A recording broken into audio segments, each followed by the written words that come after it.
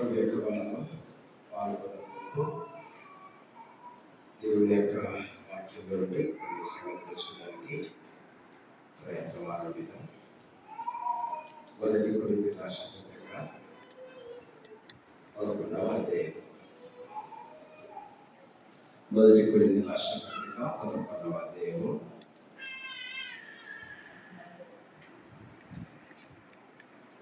33వ వచనం.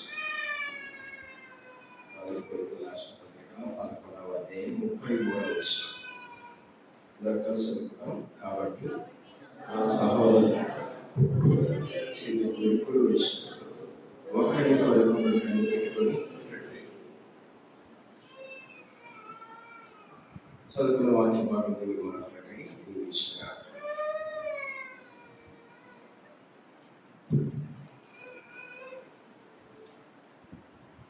ఇప్పుడు మనం ఎక్కడికి వచ్చామంటే భోజనం చేయడానికి వచ్చాం.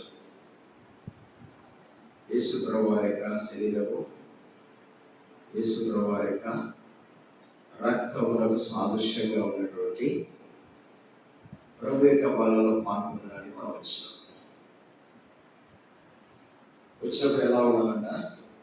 కాబట్టి నా సహోదరుల భోజనం చేయడం మీరు కూడి వచ్చినప్పుడు ఒకరి కొరకు ఒకడు కనిపెట్టుకోవాలా, అంటే వెయిట్ చేయాలా, తొందరపడవద్దు. ఆచారంగా అలవాటుగా ప్రతి వారం చేసేదే కదా అనేటువంటి ఆలోచనతో ప్రభు యొక్క బలలో మనం పాల్గొనవద్దు. సాధారణంగా మన ఇంట్లో భోజనం చేయకుండా ఏం చేస్తాము? చేతులు కట్టుకోవాలంటాము. తర్వాత ఎవరైనా బంధువులు వచ్చిన కాళ్ళు చేతులు కట్టుకోండి, తర్వాత వాళ్ళ వాడిచ్చి అంతా అయిపోయిన తర్వాత భోజన బల దగ్గర తెచ్చుకుంటాం కదా. చిన్న పిల్లలు కూడా బయటికి ఆడుకొని వచ్చిన తర్వాత నాన్న ఆడుకొని వచ్చిన బట్టి బాగా తీసుకుని వచ్చి అట్లా భోజనం చేయమంటామా? ఏం చేస్తాం? వాష్ ఫస్ట్ క్లీన్ చేసుకోవాలి కదా. దాని తర్వాతనే భోజన బల దగ్గరికి వాటిని మనము ఆహ్వానిస్తాం. కాబట్టి ఇక్కడ కూడా ఒక 4 సంగతులు ఉన్నాయి. అవి చేసిన తర్వాతనే మనం యొక్క భోజన బల దగ్గరికి రావాలి. మొదటిది ఏంటి? 27వ వచనం. కాబట్టి ఎవడు అయోగ్యంగా ప్రభు యొక్క రొట్టె తిన్నో లేక ఆయన పాలను తాగునో వాడు ప్రభు యొక్క శరీరముల గురించి రక్తముల గురించి ఏమవుతున్నామట? అపరాధులు పెడుతున్నాం. అయోగ్యంగా మనం భోజనం చేస్తే ఏమవుతామట? అపరాధం అవుతాం. కాబట్టి ఏ పద్ధతితో ఎలాంటి విధానంలో మనం భోజనం చేయాలంటే యోగ్యమైన విధానంలో భోజనం చేయాలి. Worthy person, the one who is worthy is invited to take part in the last table. ప్రభు యొక్క బలలో పాల్గొనాలంటే మొదటిది ఏముండాలా? యోగ్యత అనేది ఉండాలి. యోగ్యులుగా చేయబడాలి, కడగబడాలా, క్షమించబడాలా, అన్ని విధాలుగా కూడా చేయబడిన తర్వాతనే, యోగ్యులుగా చేయబడిన తర్వాతనే దాన్ని తాకడానికి మనకు యోగ్యత అనేది పొందుతాం. అప్పుడే దాని దగ్గరికి వెళ్ళగలం. రెండవది 29వ వచనం. ప్రభు శరీరమని వివేచింపక తిని త్రాగవాడుతున్న శిక్షావిధి కలుగుటకే తిని త్రాగవచ్చు. ఇది మనం తయారు చేసినటువంటి రొట్టె ద్రాక్షారసం అయినప్పటికీ ఇదేంటిది? ఇది దేని గురించి మాట్లాడుతూ ఉంది? యేసు ప్రభువు యొక్క శరీరము, యేసు ప్రభువు యొక్క రక్తము అనేటువంటి సంగతి తెలియజేస్తా ఉంది. కాబట్టి ప్రభు శరీరం అనేటువంటి వివేచనతో పాల్గొందాలి. వివేచన విత్ డిసర్న్మెంట్, వివేచనతో మనం పాల్గొందాలి. ఏదో వాళ్ళు పొందకపోతే ఏమవుతుందో, పొందితే లాభమో పొందకపోతే నష్టం అనేది ఆలోచన కాదు. ఇది ప్రభు యొక్క శరీరం, ఇది ప్రభు యొక్క రక్తము. మన మధ్య ఉంచబడే చీకటములు literally this speaks of God's body and blood. ఆయన యొక్క శరీరము, ఆయన యొక్క రక్తాన్ని తెలియజేస్తా ఉన్నాయి. అలా వివేచనతో పాల్పొందకపోతే ఏమైతామంట? శిక్ష కిందకి వస్తాం. అయోగ్యంగా పాల్పొందితే అపరాధం అవుతాం. 27వ వచనంలో అయోగ్యంగా పాల్పొందితే ఏమైతాము? అపరాధం. తర్వాత 29లో వివేచించకుండా పాల్పొందితే శిక్ష కిందకి వస్తాం. మూడవది 31 వచనం. అయితే మనం విమర్శించుకునేలా మనలను మనం ఏం చేయాలంట? విమర్శించుకోవాలి. విమర్శించుకుంటే తీర్పు అనేది ఉండదు, విమర్శించుకోకపోతే తీర్పు అనేది ఉంది. మనకు కష్టమైంది ఏంటిది? నన్ను నేను విమర్శించుకోవడం, మనం విమర్శించుకోవడం. మనకు సులువైన ఏంటి? ఇతరులను విమర్శించడం మనకు చాలా సులువు. కుళ్ళిని తాగినట్టే, చల్లిని తాగినట్టే. మనం విమర్శించుకోవడం అంటే కాకరకాయ తిన్నట్టే. ఎంత చేదుంటుంది కదా కదా చేదు తింటామా? చాలా కష్టం కదా. స్వీట్ కూడా అయితే ఎంత ఫాస్ట్గా తినేస్తాము. కాబట్టి ప్రభు చెప్పేది ఏంటంటే, భోజనం మనం వచ్చినప్పుడు మొదటిగా యోగ్యమా కాదో చూడాలా, రెండవది వివేచనతో పాల్గొంటున్నామా లేదో చూడాలా, మూడవది నన్ను నేను విమర్శించుకోవచ్చున్నారా, వేరే వాళ్ళు విమర్శిస్తున్నారో లేదో చూడాలి. ఇప్పుడు దేవుడి యొక్క వాక్యం మనం విమర్శించుకోవడానికే. నా పక్కన కూర్చున్న ఆయనకు వాక్యం బాగా తగ్గింది, వాళ్ళకే తగ్గింది, వీళ్ళకే తగ్గింది కాదు. వ్యక్తిగతంగా నాకు నాకు నాకు నాకు నన్ను నేను విమర్శించుకోవాలి. వాక్యం ఎవరికి? ఇది వ్యక్తిగతంగా నాకు, మనకిద్దరికి. కాబట్టి మూడోది, నన్ను విమర్శించుకుంటే ఏమైతుంది? తీర్పు అనేది ఉండదు. కాబట్టి ఇక్కడ రాయబడింది 31 వచనంలో, అయితే మనమే విమర్శించుకుని తీర్పు పొందక, మనం విమర్శించుకుంటే తీర్పు ఉండదు. వేరే వాళ్ళు విమర్శించుకుంటుంటే ఏముంటది? తీర్పు అనేది ఉంది. ఆ రక్షణ పొందని వాళ్ళకైతే తీర్పు ఉంది. రక్షణ పొందే కదా బలంలో పాల్గొంటున్నా, పరిచయం చేస్తున్నా, సేవ చేస్తున్నా, పెద్దలు సదస్సులు పరిచయం చేస్తున్నా, ఈద్ పరిచయం చేస్తున్నా, మొదలంత కష్టపడుతున్నా, నాకు ఏం తీర్పు ఉండదు అనుకుంటే ఇక్కడ ఏమంటుంది? మనం విమర్శించుకోకపోతే ఏముందంట? తీర్పు అనేది. 4-25 వచ్చిన. కాబట్టి ప్రతి మనుషుడు ఏం చేయాలా? తను తాను పరీక్షించుకొని అలాగే చేసి అంటే ఆ పాత్రది 4 పరీక్ష చేసుకోవాలి. ప్రతి వారి యొక్క జీవితంలో పరీక్షలు అవసరం. పరీక్ష చేసుకోవాలి, పరీక్షించబడాలి. పరీక్ష చేసుకొని ప్రభు యొక్క బలలో పాల్గొనాలి. ఒకవేళ పరీక్ష చేసుకోకుండా ప్రభు యొక్క బలలో పాల్గొనకపోతే ఏమైందంటే 30 వచనంలో ఇందువల్ల వీళ్ళు అనేకులు బలహీన రోగులు చాలా మంది పరీక్ష చేసుకోకపోతే ఏమైతామంటే రోగులు బలహీనమవుతాం, రోగులమవుతాం, ఇద్దరులకి. ఎంత వాక్యాలు చెప్పి, ఎంత స్పెషల్ స్పీకర్లు కానీ, ఎన్ని స్పెషల్ మీటింగ్ చెప్పని యేసు మారడు, మేము మారం అట్టే ఉంటారు అనమాట. ఎంతమంది స్పీకర్లు మార్చు, ఎంతమంది ఒకే వాక్యం పలు విధాలుగా చెప్పినా మేము మాత్రం మారం. వాళ్ళు ఎవరంటే పరీక్ష చేసుకోగలరు, వేరే వాళ్ళు పరీక్ష చేస్తారు తప్ప తాము పరీక్ష చేసుకోరు. అందుకని ప్రతి వాడు ఏం చేయాలా? తను పరీక్ష చేసుకోవాలి, వేరే వాళ్ళు పరీక్ష చేయడం కాదు. పక్క వారి యొక్క జీవితంలో తొగి చూడడం కాదు, పక్క వారి యొక్క కుటుంబ జీవితంలో తొగి చూడడం కాదు, మన యొక్క జీవితాన్ని మనం తొగి చూడాలి, మన యొక్క హృదయాన్ని మనం చూసుకోవాలి. కాబట్టి ప్రతి వాడు తను ఏం చేయాలా? పరీక్ష చేసుకొని ప్రభు యొక్క వల్ల పాల్గొంటే వాడు రోగి బలహీనుడు అవ్వడు, రోగి అవ్వడు, నిద్రాస్థితిలోకి వెళ్ళిపోడు.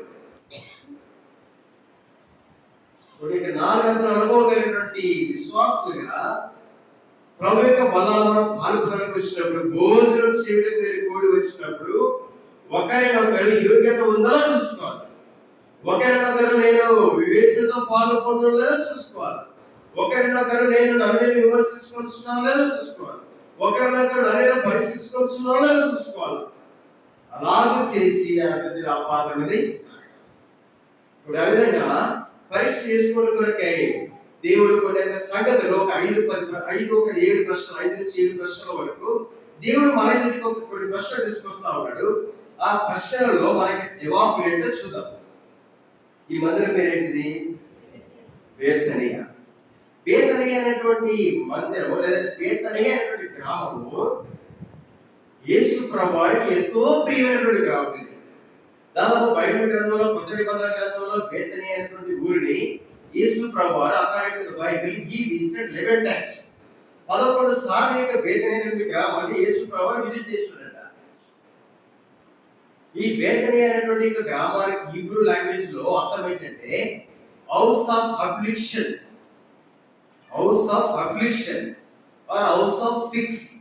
ఫిక్స్ అంజూరం అంటారు, అంజూరం ఫిక్స్. తర్వాత ఈ యొక్క బేతేనియా అనేటువంటి గ్రామము యెరూషలేముకి ఎంత దూరం ఉందంటే 2 మైళ్ళ దూరంలో ఉంటుంది. యోహాను సువార్త 11వ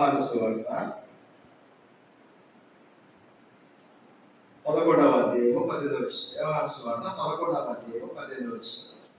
యోహాను సువార్త 11:18. బేతేనియా యెరూషలేమునకు సమీపమై ఉండెను. దానికి ఇంచుమించు కోసేడు దూరం 2 మైల్స్. కోసేడు దూరం 2 మైల్స్ అంటే దాదాపు 3 కిలోమీటర్లు. ఎంత కిలోమీటర్? 3.2 కిలోమీటర్స్ ఉంటుంది. ఎన్ని కిలోమీటర్లు అంటే 3.2 కిలోమీటర్స్ ఉంటుంది. కోసేడు దూరంలో ఏముంది?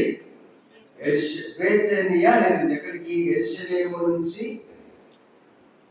బేతేనియాకు దాదాపు 3.2 కిలోమీటర్స్. Very near. ఇక్కడ మనం చదువుకున్నట్టుగా యోహాను సువార్త 11:18లో ఏమనింది? ఇంచు బేతేనియా యెరూషలేమునకు సమీపమైనటువంటి స్థలం. యెరూషలేమునకు సమీపంగా ఉంది ఈ బేతేనియా. 11వ అధ్యాయము 18వ వచనం యోహాను సువార్తలో. కోసేడు దూరం అని తెలుగు రాయబడి, ఇంగ్లీష్ అయితే 2 మైల్స్ అని రాయబడింది. దాన్ని మనం లెక్క పెడితే క్యాలిక్యులేట్ చేస్తే 3.2 కిలోమీటర్స్. దగ్గరే కదా 3.2 కిలోమీటర్స్ అంటే కదా 5 నిమిషాలు రావచ్చు కదా. బండ్లు అయితే 5 నిమిషాలు, నడుచుకుని అయితే 10-15 నిమిషాలు, కారు అయితే 2 నిమిషాలు, 2-3 నిమిషాలు రావచ్చు కదా. చాలా దగ్గర స్థలం. అందుకే యేసు ప్రభువారు ఆ భూమి మీద ఉన్నప్పుడు దాదాపు 11 సార్లు ఇక బేతేనియా గ్రామాన్ని దర్శిస్తూ వచ్చేవాడు. బేతేనియా స్థలాన్ని ఆయన ఎంతగానో ఇష్టపడుతూ వచ్చినటువంటి వాడు. ఈ బేతేనియా మన హిబ్రూ లాంగ్వేజ్ లో అర్థం చెప్పుకున్నట్టు ఇట్స్ హౌస్ ఆఫ్ అఫ్లిక్షన్. ఎందుకనగా బేతేనియాలో ఉన్నటువంటి లాజరు చనిపోయాడు. బేతేనియాలో లాజరు చనిపోయింది కదా. దుఃఖము, బాధ ఉన్నటువంటి, అఫ్లిక్షన్, శ్రమ ఉన్నటువంటి స్థలము. రెండోది ఇదే బేతేనియాలో ఇంకొక ఆయన ఉన్నాడు. ఇదే బేతేనియాలో ఎవరంటే సీమోను అని ఉన్నాడు. మత్తయి సువార్త 26వ అధ్యాయం. మత్తయి సువార్త 26వ అధ్యాయము. మత్తయి సువార్త 26వ అధ్యాయంలో 6వ వచనం. యేసు బేతేనియాలో కుష్ఠరోగి అయిన సీమోను ఇంట ఉన్నప్పుడు, కుష్ఠరోగంగా ఉన్నటువంటి ఆయన ఉన్నాడు. తర్వాత కుష్ఠరోగి అయినటువంటి ఎవరైనా సీమోను. తర్వాత అక్కడ యోహాను సువార్త 11వ అధ్యాయంలో మొదటి వచనం. యోహాను సువార్త 11వ అధ్యాయం మొదటి వచనం. మరియా ఆమె సహోదరైన మార్త అనివారు గ్రామమైన బేతేనియాలో ఉన్న లాజరు రోగి అయిన రోగంతో ఉన్నాడు. మత్తయి సువార్త 26వ అధ్యాయంలో 6వ వచనంలో కుష్ఠరోగి అయిన సీమోను. యోహాను సువార్త 11వ అధ్యాయం మొదటి వచనంలో రోగంతో ఉన్న లాజరు. కాబట్టి కుష్ఠరోగము, రోగము, దుఃఖం. కుష్ఠరోగంతో సంతోషంగా ఉంటారా? లాజరుకి ఏ రోగం వచ్చిందో రోగం పేరు రాయబడలేదు, కానీ అయితే తను కూడా ఒక రోగంతో ఉన్నాడు. అంటే it's a house of affliction. బాధ, కష్టము, దుఃఖము, వేదన ఉన్నటువంటి స్థలంలో యేసు ప్రభువారిని ఒక స్త్రీ లేదా ఒక గృహం ఆహ్వానిస్తూ వచ్చింది. లూకా సువార్త 11వ అధ్యాయం.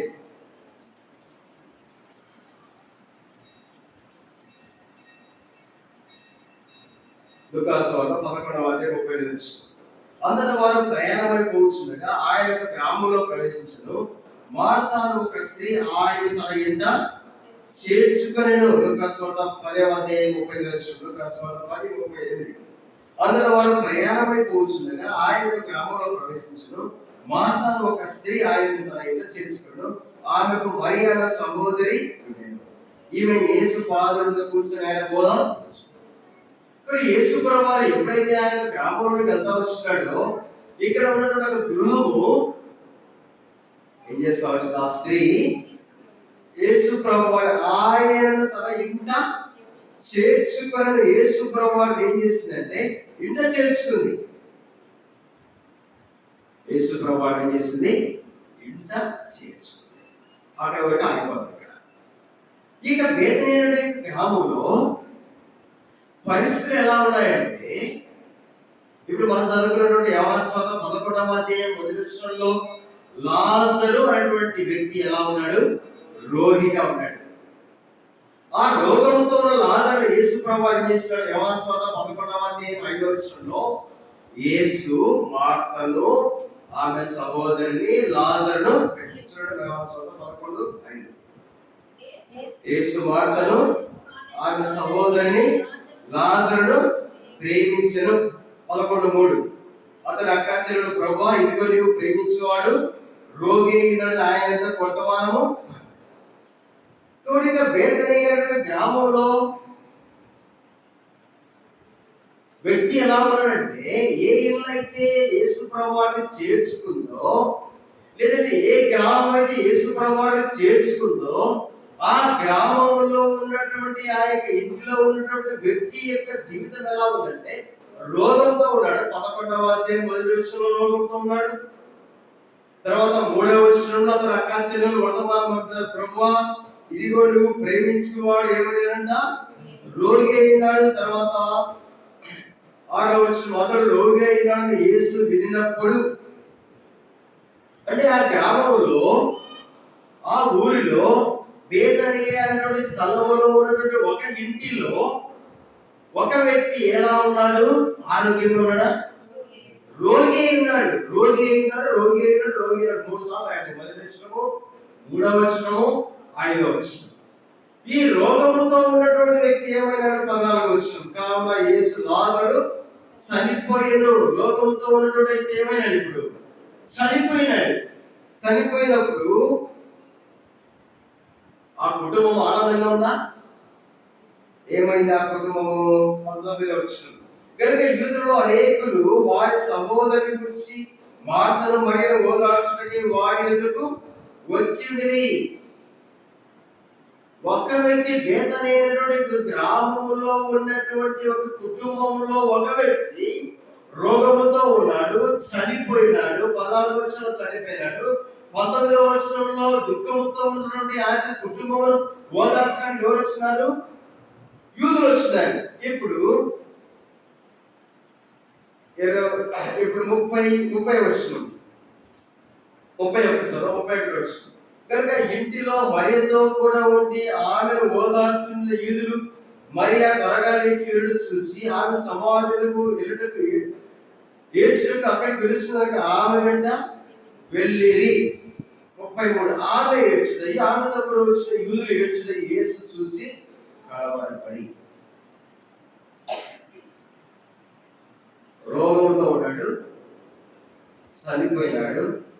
అక్కవారు దుఃఖంతో ఉన్నారు. 19వ వచనం ఇద్దరు అక్క వాళ్ళు ఏడుస్తున్నారు. 19వ వచనం ఇప్పుడు 33వ వచనం ఎవరు ఏడుస్తున్నారు? ఆమె ఏడ్చుటయు ఆమెతో కూడా వచ్చిన యూదులు ఏడ్చుటయు. కొన్ని ఒక్క వ్యక్తి యొక్క మరణము, ఒక్క వ్యక్తి యొక్క రోగము, మరణము ఒక్క కుటుంబం మాత్రం ఏడవట్లే. ఎవరు ఏడుస్తున్నారు? యూదులంతా ఏడుస్తున్నారు. అనగా ఇంకా గ్రామంలో ఏముంది? ఇప్పుడు దుఃఖం ఉందా? ఆనందం ఉందా? దుఃఖం ఉంది. అందరూ ఏడుస్తున్నారు.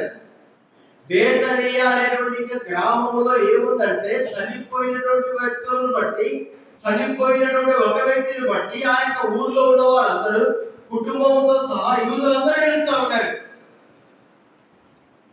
యూదులందరూ దుఃఖపడుతూ ఉన్నారు. యూదులందరూ మార్తను మరియను ఓదార్చు వారు ఏడుస్తుంటే వీళ్ళు కూడా ఏడుస్తున్నారు. జనరల్ గా ఎవరు ఏడుస్తారు? స్త్రీలు ఏడుస్తారు కదా. ఎవరైనా చనిపోతే వాళ్ళు వెళ్ళినప్పుడు వేరే స్త్రీలు ఏడుస్తున్నారు. వాళ్ళు కూడా కన్నీరు వచ్చేసరికి స్త్రీలకే కన్నీరు వస్తుంది. తర్వాత ఒకవేళ బాగా దగ్గర ఉన్న వాళ్ళైతే బ్రదర్స్ కన్నీరు వస్తుంది. కానీ మొట్టమొదటి ఎవరికి వచ్చేది? తొందరగా కానిపోయేది వన్ టైం త్వరగా ఏడుస్తారు కదా. ఇక్కడ యూదులు కూడా ఏడుస్తారు. అందరు సహోదరులంతా ఏడుస్తూ ఉన్నాయి. ఇది అర్థం ఏంటంటే బేతనియ అనేటువంటి గ్రామంలో లాజరు లాంటి వ్యక్తులు చనిపోయినటువంటి వాళ్ళు, రోగంతో ఉన్నటువంటి వాళ్ళు, ఏడుపుతో ఉన్న కుటుంబాలు ఎన్నో ఉన్నాయి. ఇక్కడ ఆ కాలంలో ఒక్క కుటుంబమే ఉంది. ఈ కాలంలో ఈ బేతనియ మందిరం గ్రామంలో లాజరు లాగా పాపరోగంతో ఉన్న వాళ్ళు, పాపరోగంతో చచ్చినటువంటి వాళ్ళు, ఆ పాపరోగం బట్టి ఒక కుటుంబము, ఒక ఇల్లు, ఈ ఊర్లో ఉన్న అనేకలు ఏడుస్తూ ఉన్నారు. వారి విషయంలో బాధ నీకుందా అనేది కష్టం అయిపోయింది. బేతనియ మందిరము కలిగి ఉన్నటువంటి బేతనియ మందిరంలో విశ్వాసగా నీ యొక్క వంతు ఏమిటి? ఆ యొక్క దినంలో బేతనియ గ్రామంలో చనిపోయిన లాజరును బట్టి ఒక కుటుంబం ఏడవలే. ఆ చనిపోయిన లాజరును బట్టి ఆ యొక్క కుటుంబాలను ఏడుస్తూ వచ్చినాయి, కన్నీరు కారుస్తూ వచ్చినాయి. అందరూ తాగిపోయి ఎవరు ఏడ్చారు? 34వ వచనము, యేసు కన్నీళ్లు ఇచ్చాడు. యేసు ప్రభువు కన్నీరు కాల్చాడు. నువ్వు కన్నీరు కాల్చుతున్నావా? నీ భర్త మధ్యలో రావట్లేదే, నీ భార్య మధ్యలో రావట్లేదే, నీ ఇరుగొట్టిన వాళ్ళ మధ్యలో రావట్లేదే, వారి విషయంలో ఏదైనా కన్నీరు కాల్చావా? నువ్వు ఒక్కడే బైబిల్ తగ్గించుకొని సంచి తగ్గించుకొని కవర్లో పెట్టుకొని ఎవరు తెలియకుండా నువ్వు మొదలకి వెళ్తున్నాడు, ఎవరు తెలియకుండా మొదలకి వస్తున్నానే. లాజరు లాగా చనిపోయినటువంటి వాళ్ళు శవాలున్నాయి, దుర్వాసన వస్తున్నాయి, చెడు వాసన వస్తున్నాయి. అవన్నీ కూడా నీకు కనబడుతున్నాడు, చూచుగా వెళ్ళిపోతా ఉన్నావు. కన్నీరు రావట్లే, ఏడుపు రావట్లే, దుఃఖం రావట్లే, నీకు బాధనే లేదు. బేతనియ మందిరంలో ఉన్న విశ్వాసం నీ యొక్క బాధ్యత ఏంటిది? బేతనియ మందిరము కలిగిన యొక్క ఊరి విషయమే నీ యొక్క భారం ఏంటిది? బేతనియాలో ఉన్నటువంటి యూదులందరూ వాక్యం పట్టిందిలే, మరియ ఏడ్చుకునిలే, మాత ఏడవనిలే, వాక్యం పట్టింది అనుకున్నారా? 33వ వచనంలో ఏం చేస్తారు? వాళ్ళు ఏడుస్తున్నారు, కన్నీరు కారుస్తారు, దుఃఖపడుతున్నారు. ఒక్క విషయమై యూదులందరూ కన్నీరు కారుస్తా ఉంటే, ఒక పాప విషయమై ఒక కుటుంబం అందరూ రాని కార్యాన్ని బట్టి, ఒక విశ్వాసి మనలో గడిచిపోయిన కార్యాన్ని బట్టి, ఓ విశ్వాసి, ఓ పెద్ద మనిషి, ఓ సంఘ విశ్వాసులల్లా కన్నీరు కారుస్తున్నావా? మొరపెడుతున్నావా? దుఃఖపడుతున్నావా? బాధపడుతున్నావా? వారు ఏడ్చుటను బట్టి యేసు ప్రభువు ఏం చేస్తున్నారు? 33వ వచనం, 34వ వచనం, ఆమె ఏడ్చుటయు ఆమెతో కూడా వచ్చిన యూదులు ఏడ్చుటయు చూచి కలవరపడి ఆత్మలో మూలుగుచు. 35వ వచనంలో యేసు కన్నీళ్లు విడిచినాడు. యేసు ప్రభువుకి ఏం పని అవసరమా? యేసు ప్రభువు కన్నీరు కారిస్తే ఈ గ్రామంలో ఉన్నటువంటి బేతనియ ఆయన యొక్క మందిరం ఉన్నటువంటి గ్రామంలో చచ్చిన లాజరు చాలా మంది ఉన్నారు. చచ్చిన లాజరు కలిగి కుటుంబాలు కన్నీరు కారుస్తున్నాయి. చచ్చిన లాజరు కలిగిన కుటుంబాలు, బంధువులు దుఃఖపడుతున్నారు. వారి విషయం బాధ నీకు లేదా? భారం లేదా? ఈ భారం అంతా సంఘం గురించి మంచిదే, అయితే ఆత్మల గురించిన భారం నీకుందా? యేసు ప్రభువుకి ఏం పని అండి కన్నీరు కాల్చాల్సిన అవసరం ఉంది? యేసు ప్రభువే కన్నీరు కారిస్తే నువ్వు దేని కొరకు కన్నీరు కారుస్తావు? నీ పొలం గురించి కన్నీరు కారుస్తావు, నీ యొక్క పనుల గురించి కన్నీరు కారుస్తావు, నీ యొక్క ఇంటి గురించి కన్నీరు కారుస్తావు, నీ యొక్క డబ్బు గురించి కన్నీరు కారుస్తావు, నీ యొక్క సొంత పనుల గురించి కన్నీరు కారుస్తావు, నీ యొక్క సొంత పనుల విషయమే కన్నీరు కారుస్తావు. దేవుని యొక్క ప్రజల విషయమే, ఆత్మల విషయమే ఏ దినమైనా సంఘ ప్రాంతాలకు వచ్చి, ఉపవాస ప్రాంతాలకు వచ్చి, ఆలయం పేరుకు వచ్చి ఒక కన్నీటి చుక్కని కాల్చావా? ఉందా? ఏమి లేదు. మాకు కుదరదన్నా, మాకు సెల్లదన్నా, ఫాస్ట్ ట్రాకింగ్ ఇవ్వదన్నా, మేము we're busy. Do you know the meaning of busy? BUSY, being under Satan's yoke. Busy, BUSY. B అంటే being, U అంటే under, Y అంటే yoke, S అంటే Satan's yoke. Busy, being under Satan's yoke. అనగా సాతాను కాడి కింద ఉండటమే బిజీ. వాడు ఏం చేస్తాడంటే మొదలు నాకు ఆపేస్తాడు. వాడు ఏం చేస్తాడంటే ఏదో ఒక పని క్రియేట్ చేస్తాడు. మందిరానికి రావడానికి మనం ఎలా ఉండాలంటే, నా హృదయమును, నా ప్రాణమును, నా శరీరమును ఏం చేస్తాయంట? ఆనందంతో దుఃఖపడతాయి. అదేనా? ఏముంది బైబిల్లో? 84వ కీర్తన, 84వ కీర్తన. మనం దేనికి ఎక్కడేస్తాము? 84వ కీర్తన 2వ వచనం, యెహోవా మందిర ఆవరణమును చూడవలని నా ప్రాణం ఎంతో ఆశపడుచున్నది, అది సొమ్మసిల్లుచున్నది. జీవముగల దేవుడు దర్శించినట్టు నా హృదయమును, నా శరీరమును ఆనందముతో కేకలు వేస్తున్నాయి. వారానికి ఎన్నిసార్లు దేవుని యొక్క మందిరాన్ని దర్శిస్తున్నావు? వారానికి ఎన్నిసార్లు జీవముగల దేవుడిని దర్శిస్తున్నావు? ఆదివారం వస్తే మళ్ళీ ఆదివారం కనపడదు. జీవముగల దేవుని దర్శించడానికి నీ హృదయము, నీ యొక్క శరీరము, నీ యొక్క ప్రాణము కేకలు వేస్తున్నాయా? ఏమని కేకలు వేస్తారు తెలుసా? వీఆర్ బిజీ అనే కేకలు ఉన్నాయి. ఏం కేకలు ఉన్నాయి? మేము చాలా బిజీ కలిగి ఉన్నామన్నా, చాలా పని కలిగి ఉన్నామన్నా, మాకు పొలం పనులు ఉన్నాయి, మాకు అవి ఉన్నాయి ఇవి ఉన్నాయి, మేము వర్కింగ్ ప్రొఫెషనల్స్, మాకు కుదరట్లేదు, మేము చాలా బిజీగా ఉన్నాం. మనదంతా ఆకేక. దేవుని యొక్క మందిరంలో 24వ కీర్తనలో దావీదు అక్కడ ఉన్నటువంటి ప్రజలు అంటున్నారు, దావీదు గారు అక్కడ ఉన్నటువంటి ప్రజలు ఏమంటారంటే కోరహ కుమారుల కీర్తన ఏమంటారు? యెహోవా మందిర ఆవరణను చూడవలని. దీనిని వారంలో చూస్తాం కదా, వారంలో 3 మీటింగ్లే ఉంటాయి జనరల్గా, 2 మీటింగ్లే. ఒకటి సంఘ ప్రార్థన, రెండోది బైబిల్ స్టడీ, మూడోది ఉంటే ఉపవాస ప్రార్థన ఉంటుంది, లేదా 4వ సిస్టర్స్ మీటింగ్ ఉంటుంది. వారంలో ఎన్నిసార్లు దేవుని యొక్క మనం చూస్తున్నాం? చూస్తున్నాం. రోజు రోడ్డు మీద చేరేప్పుడు చూస్తానే ఉంటారా? రోడ్డు మీద చేరేప్పుడు చూడటం కాదు, మందిర ఆవరణం చూడాలా. మందిర ఆవరణం రోడ్డు మీద చేరేప్పుడు చూడటం కాదు. కానీ అదొకటైతే రెండవ వచనం 3వ అధ్యాయం జీవము గల దేవుని దర్శించాలి. ఎక్కడ లోపల ఉంటాడు. ఆవరణము అవతల కోర్టు, దేవుడు ఉండే స్థలం ఇది.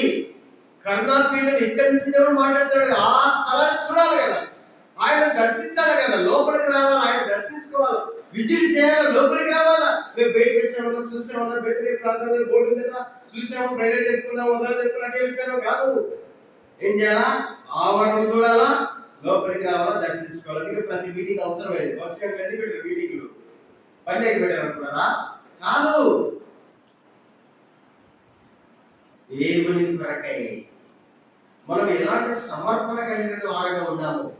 కాబట్టి ఇక్కడ ఉన్నటువంటి బేతనీ గ్రామములో లాజరు చనిపోయినాడు. ఆ చనిపోయిన లాజరును బట్టి ఆ కుటుంబం ఏడుస్తా ఉంది, యూదులందరూ ఏడుస్తా ఉన్నారు. చివరికి యేసు ప్రభువు కూడా కన్నీరు కార్చాడు. యేసు ప్రభువు కన్నీరు కార్చకుండా అంటే వెళ్ళిపోయి లాజరు తిరిగి లేచాడా? లేచాడు కాదు. కాబట్టి ఈ గ్రామంలో ఉన్న వాళ్ళందరూ కూడా బేతనీయ వల్ల కనబడాలంటే, ఈ వంతుగా చేయాలంటే యేసు ప్రభువు ఏ విధంగా కన్నీరు కాచుకొని వచ్చినాడు, బాధ కలిగి ఉన్నాడు, బాధ్యత కలిగి ఉన్నాడు, ప్రార్థనపరుడుగా ఉన్నాడు, ప్రార్థన చేస్తున్నాడు, మొరపెడుతున్నాడు, కన్నీరు కారుస్తున్నాడు. నువ్వు కూడా నన్ను బాధ్యత తీసుకప్పుడే లాజరు మార్చబడినట్టుగా ఈ గ్రామంలో లాజరు లాంటి పరిస్థితుల్లో ఉన్నటువంటి వాళ్ళందరూ కూడా మార్చబడి మందిరము దేవుని ప్రజల చేత ఏమవుతుంది? నింపబడతారు. లేదంటే అందరూ ఖాళీ అయిపోతారు. నువ్వు ఒకరికి వస్తావు. అప్పుడు దేవునికి మహిమ కలగాల ఈ కార్యం ద్వారా. కాబట్టి లాజరు ఒకవేళ చనిపోకపోతే దేవుడికి మహిమ వచ్చేదా? కాబట్టి చచ్చిన పాపం అనేటువంటి రోగంతో చచ్చిన ప్రజలు చాలా మంది ఉన్నారు. ఇంట్లో ఉన్నారు, వీధిలో ఉన్నారు, పదే స్థలంలో ఉన్నారు, ఈ గ్రామంలో. వాళ్ళందరి యొక్క భారము వారందరూ ఎందుకు పెట్టాడు? వారందరూ ఎందుకు పెట్టాడు? నిన్ను టెస్ట్ చేయడానికి పెట్టాడు. నీ యొక్క ప్రతిస్పందన ఎలా ఉంటుందో టెస్ట్ చేయడానికి పెట్టాడు. తర్వాత లెక్కలుతాడు దేవుడు నిన్ను. దేవుడు ఏమంటాడు? నిన్ను లెక్కలు ఏమా బేతనీ అనేటువంటి మందిరము ఉన్నటువంటి గ్రామంలో ఉన్నావు కదా, బేతనీ మొదలకెళ్తూ వచ్చినావు కదా, లాజరు లాంటి వాళ్ళు ఎంతో మంది ఉన్నారు కదా, వారి విషయమై ఎప్పుడైనా కన్నీరు కార్చినావా? ఎప్పుడైనా బాధపడ్డావా? ఎప్పుడైనా మొరపెట్టావా? ఎప్పుడైనా వారి విషయమై దేవునికి నువ్వు విజ్ఞాపన చేసినావా అని యేసు ప్రభువుని లెక్క అడిగినప్పుడు నువ్వేం చెప్తావు? వ్యవహార చోట 11వ అధ్యాయం, వ్యవహార చోట 11వ అధ్యాయం 42వ వచనం. నీవు ఎల్లప్పుడూ నా మన విడుచున్నావు నేను ఎరుగుదును, కానీ నీవు నన్ను పంపితివని చుట్టూ నిలిచిన ఈ జన సమూహము నమ్మునట్లు వారి నిమిత్తమై ఈ మాట చెప్పితినెను. 40 అందుకు యేసు నువ్వు నమ్మిన యెడల దేవుని మహిమ చూతువు. 41 యేసు కన్నుల పైకి తండ్రి నీవు నా మన వినినందున నీకు కృతజ్ఞతాస్తుతులు. కాబట్టి దేవుడు యేసు ప్రభువు తండ్రి ప్రార్థన చేస్తున్నాడు. ఎందుకు? దేవునికి మహిమ కలుగుటకంటే. కాబట్టి లాజరు అనేటువంటి వ్యక్తులు ఇక బేతనియా అనేటువంటి గ్రామములో మందిరము, బేతనియా ప్రార్థనా మందిరం ఉన్నటువంటి నామము కలిగినటువంటి స్థలంలో లాజరు లాంటి పరిస్థితుల్లో వాళ్ళు చాలా మంది ఉన్నారు. వారి విషయమై నీక భారం ఏమిటిది? వారి విషయమై నీక బాధ్యత ఏంటిది? వారి విషయమై ఇప్పుడు కన్నీరు కారుస్తున్నావా? ప్రభువా మీ మందిరము నీకు మహిమతో నింపబడి నిమిత్తమై, ఈ గ్రామంలో మీకు మహిమ విస్తరించి నిమిత్తమై మా మనవి వినండి. లాజరు ఏ విధంగా చనిపోయి సమాధి నుంచి తిరిగి లేపడుతూ వచ్చినాడు. అనేక ఆత్మలు పాపం అనేటువంటి మరణంలో ఉన్నటువంటి వాళ్ళందరూ చనిపోయిన స్థితిలో ఉన్న వాళ్ళందరూ కూడా తిరిగి లేకపోవాలా, నీ మొదలకి రావాలా, వారి ద్వారా మీరు మహిమపరచబడాలని చెప్పేసి యేసు ప్రభు వారి కన్నీరు గార్చినాడు, మొరపెట్టినాడు. ఆ విధంగా మన జీవితాల్లో కూడా కన్నీటితో కూర్చుంటే మొర కావాలి. ఉందా? ప్రార్థన జీవితం ఉందా? ప్రార్థన కొడుకులకు వస్తున్నామా? వారం కొడుకులకు వస్తున్నామా? కన్నీరు గార్చిన అనుభవం ఉందా? దేవుని యొక్క మందిరంలో జీవంగా దేవుడిని దర్శిస్తున్నావా? దేవుని యొక్క ఆవరణలు వారానికి ఒకసారి చూస్తున్నావా? లేదంటే వారం కొడుకులు ఉన్నప్పుడు కూడా చూస్తున్నావా? వారం కొడుకులు ఉన్నప్పుడు చూడట్లేదు, వారం కొడుకులు జీవితంలో దేవుడిని దర్శించుకోవట్లేదు. వారానికి ఒకసారి వస్తున్నావు, ఆవరణను చూస్తున్నావు, దేవుడిని దర్శించుకుంటున్నావు, వెళ్ళిపోతున్నావు, మరలా వారం తర్వాత దేవుడు సందర్శించుకుంటున్నాడు. జీవం గల దేవుని దర్శించడం కనుక నా ప్రాణమును నా శరీరమును ఏం చేస్తున్నాయంటే నా హృదయమును కేకలేసిన ఆనందం కేకలేస్తా ఉన్నా, ఆనందంతో కేకలేస్తా ఉన్నా. ఇది కావాలా ప్రభు ప్రేమ దగ్గర వచ్చి ప్రభు కోరేది. మొదటి సంగతిగా మనం గమనిస్తే బేతనియా అనేటువంటిది మన యొక్క ప్రార్థనా జీవితాన్ని, చచ్చిన లాజరు లాంటి వ్యక్తులు తిరిగి మార్చబడినటువంటి జీవితాన్ని జ్ఞాపకం చేస్తుండగా నీ ప్రతిస్పందన ఏంటిది? అది మొదటి. రెండవ సంగతిగా మనం గమనిస్తే యోహాను 12వ అధ్యాయం వచ్చింది. యోహాను 12వ అధ్యాయం వచ్చింది. కాబట్టి యేసు తన వృద్ధి నుండి లేచిన లాజరు బెతనియాకు పస్కా పండుగ గాడిదల ముందుగా వచ్చాను. అక్కడ వారు ఆయనకు విందు చేసిరి, వారితో ఉపచారం చేశారు. లాజరు ఆయనతో కూడా భోజనం కూర్చున్న వారిలో. ఇది సహవాసం గురించి తెలియజేస్తా ఉంది. మొదటి ప్రార్థన భారము బాధ్యత గురించి తెలియజేస్తా ఉంది. ఆత్మ విషయంలో భారం గురించి తెలియజేస్తా ఉంది. రెండవది సహవాసం తెలియజేస్తుంది, భోజన సహవాసం తెలియజేస్తా ఉంది. లాజరు తిరిగి లేపడిన తర్వాత ఎక్కడికి వచ్చినాడు? ఇప్పుడు భోజనం దగ్గరికి వచ్చినాడు, భోజనం బల్ల దగ్గరికి వచ్చినాడు. యేసు ప్రభువుతో కూడా ఏం చేస్తున్నాడు? భోజనం చేస్తా ఉన్నాడు, విందు చేస్తా ఉన్నాడు. అక్కడ అక్కడ సంతోషం ఉంది, ఆనందం ఉంది. అక్కడ ఏమిటంటే ఫెలోషిప్ ఉంది, సహవాసం అనేది ఉంది. అపోస్తలుల బోధ, సహవాసము, రొట్టె విరుచుట, ప్రార్థన చేయుట తెగిపోయింది. అక్కడే ఉంది. అపోస్తలుల 2:42 ఉంది. చదవండి. అపోస్తలుల 2:42 ఉంది.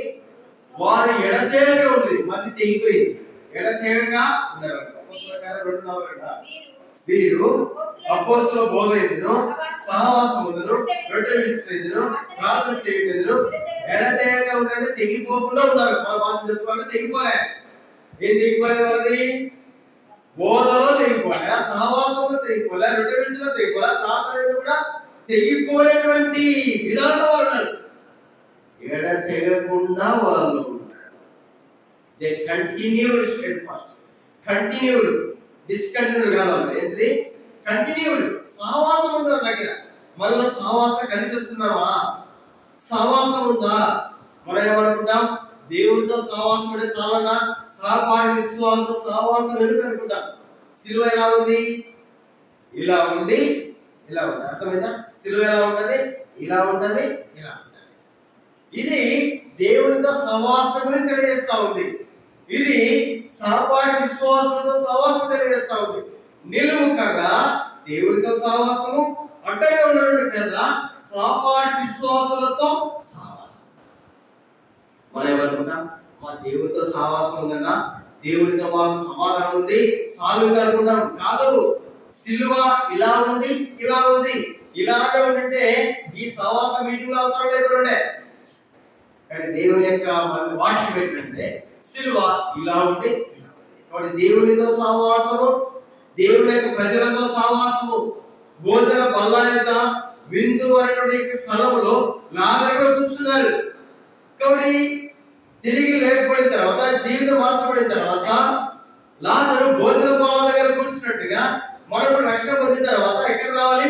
సహవాసంలోకి రావాలి, కలిసి రావాలి, కలిసి కూర్చోవాలి, అందరూ ఐక్యత ఉండాలి, ఏకభావం, ఏకాత్మ సహవాసంలోకి రావాలి. ఒకరినొకరు ఉపచారం చేసుకునేది, అందరూ కలిసి ఉన్నటువంటిది, ఐక్యత అనేటువంటిది బేతనియాలో మనం చూస్తా ఉంటాం. అందరూ కలిసి అక్కడ భోజనం చేస్తా ఉన్నారు. లాజరు కూడా భోజనం కూర్చున్న వారిలో. రెండుగా బేతనియాలో ఏం కనబడాలా? ఐక్యత కనబడాలి, భోజనం ప్రేమ కనబడాలి, సహవాసం కనబడాలి, ఒకరినొకరు క్షమించుకున్నది కనబడాలి, ఒకరినొకరు ప్రేమించుకున్నది కనబడాలి, ఒకరినొకరు కలిసినది కనబడాలి, ఒకరినొకరు భోజనంలో ఐక్యత అనేది కనబడాలి. ఇది మన మధ్య ఉందా? రెండవదిగా బేతనియాలో మనం చూసేది ఏంటంటే సహవాసం, క్షమాపణ, ప్రేమ, ఆత్మీయత, ఒకరినొకరు ప్రేమించుకునేది, క్షమించుకునేది, భోజనము, సహవాసం కలిగి ఉండేది, ఎడతెగని సహవాసం, దేవునితో సహవాసము, దేవుని యొక్క ప్రజలతో సహవాసం. దేవుని యొక్క ప్రజలతో సహవాసం ఉందా? అనేక సార్లు లోకంలో ఉన్నటువంటి వారితో సహవాసం, లోకస్తులతో సహవాసము, లోకంతో కలిసిపోతా ఉంది, లోకము మరలా కనబడతా ఉంది. అందుకే మొదటి కీర్తన ఏమైంది? దుష్టుల ఆలోచన చొప్పున నడవక, పాపుల మార్గం నిలవక, అపాసకులు కూర్చొని చోట మన యొక్క కూర్చునుట, మన యొక్క నిలుచుట, మన యొక్క నడక అంత కూడా లోకంతోనే ఉంది. మూడో లైన్ మొదటి చదవండి, రెండో లైన్ రెండో చదవండి, మొదటి లైన్ మూడో చదవండి, అప్పుడు అర్థమవుతుంది. మొదటి కీర్తన మొదటి వచ్చిన మూడో లైన్, ఫస్ట్ మూడో లైన్, అపాసకులు కూర్చున్న చోట కూర్చోనక, కూర్చోడం గురించి మాట్లాడుతా ఉంది. రెండో లైన్, పాపల వారిని కూడా నిలవక, నిలిచే గురించి మాట్లాడుతా ఉంది. మొదటి లైన్, దుష్టుల ఆలోచన నడవక, కూర్చునుట, నిలుచుట, నడుచుట, రివర్స్ కూర్చునుట, నిలుచుట, నడుచుట. ఒక పిల్లవాడు పుట్టిన తర్వాత నడవాలంటే ఏముండాలా? నిలబడాలి. నిలబడాలంటే ఏం చేయాలి? కూర్చోవాలి. ఇంకా చాలా సంగతులు ఉన్నాయి, కానీ మూడు ప్రాముఖ్యమైనవి ఏంటంటే ఫస్ట్ కూర్చుంటాడు, తర్వాత నిలబడతాడు, తర్వాత నడుస్తాడు. కూర్చోకుండా నిలబడలేడు, నిలబడకుండా నడవలేడు. అర్థమవుతుంది కదా? కాబట్టి ఎక్కడ కూర్చోవాలా? దేవునితో, దేవుని యొక్క ప్రజలతో సహవాసంలో కూర్చోవాలా. ఎక్కడెక్కడ అపాసకులు కూర్చోవద్దు. అపాస చేసేవాడు కాదు. ఈ దినాల్లో లోకస్తులు ఒక అపాసకులు అయితే మందిరంలో విశ్వాసంలో వాళ్ళే ఒకరి గురించి ఒకరు చెడుగా చేసుకుని అపాసం చేసుకోవచ్చు. లోకంలో అపాసకుల కంటే ఇంకా ఘోరమైన అపాసం చేసుకుంటూ జీవిస్తూ ఉంటారు. ఒకరి గురించి ఒకరు చెడుగా చెప్పుకోవచ్చు, ఉన్నది లేని ఉన్నట్టుగా సంఘ రాజకీయాల్లో ఎన్నో విషయాలు చెప్పుకోవచ్చు. లోకంలో ఉన్న అపాసకుల కంటే ఘోరమైన అపాసంలో ఏం చేస్తున్నారంటే, విశ్వాసమైన అందరూ ఒకసారి కూర్చున్నామన్నా ఏం మాట్లాడుకుంటారంటే ఏమేమో మాట్లాడుకుంటున్నారు. అపాసకులు కూర్చున్న చోట కూర్చుండక, మనం కూర్చునే స్థలం, మనం నిలిచే స్థలం, మనం నడిచే నడక, ఈ మూడు మాట్లాడతాయి. ఎక్కడ కూర్చుంటున్నావో నీ నడకను తెలియజేస్తాయి.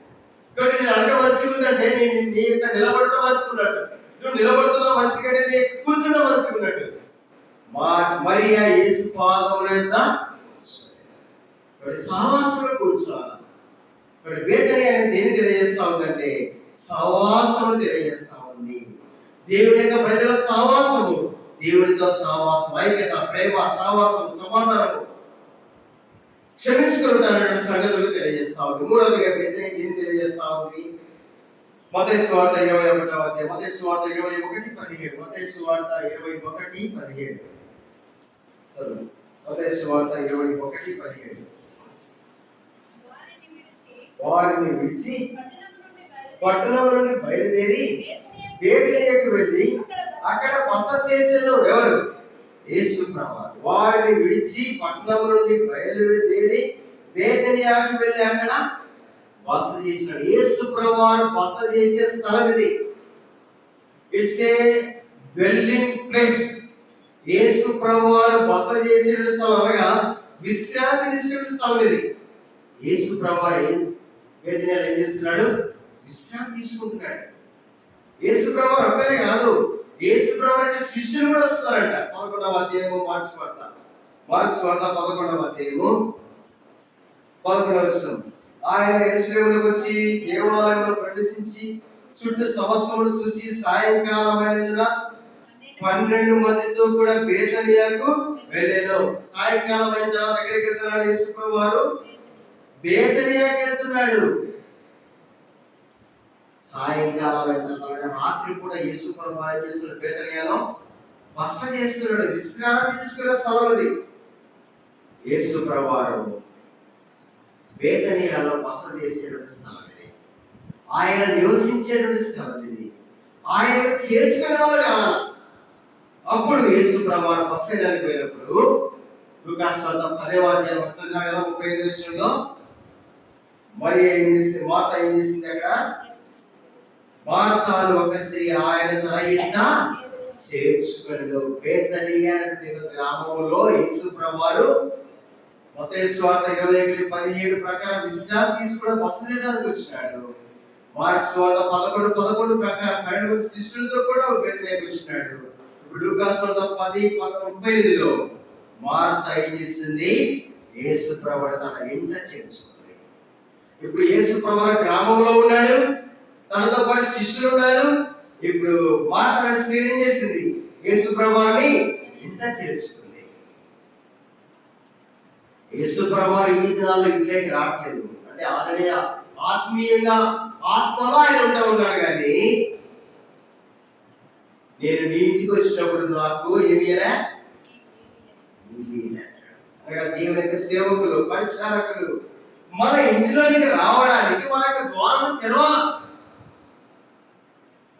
మత్తయి సువార్త 25వ అధ్యాయం, మత్తయి సువార్త 25వ అధ్యాయము 35వ వచనం, నేను ఆకలిగొంటిని, మీరు నాకు భోజనం పెట్టిరి, దప్పికొంటిని, నాకు దాహం ఇచ్చిరి, పరదేశిని నాకు నన్ను చేర్చుకొంటిరి, దిగంబరుని నాకు బట్టలు ఇచ్చిరి, రోగిని నన్ను చూడవచ్చిరి, చెరసాలలో ఉంటిని, నా ఇంటికి వచ్చినట్టు చెప్పును. అందుకు నీతిమంతుడు, ప్రభువా, ఎప్పుడు నువ్వు ఆకలిగొంట చూసి నీకు ఆహారం ఇస్తుంది, నీవు దప్పికొంట చూసి ఎప్పుడు దాహం ఇచ్చింది, ఎప్పుడు పరదేశిని చూసి చేర్చుకొంటిని, దిగంబరమైన చూచి పట్టించింది, ఎప్పుడు రోగైన చెరసాలను చూచి నీతో వచ్చిందని ఆయన అడిగేదారు.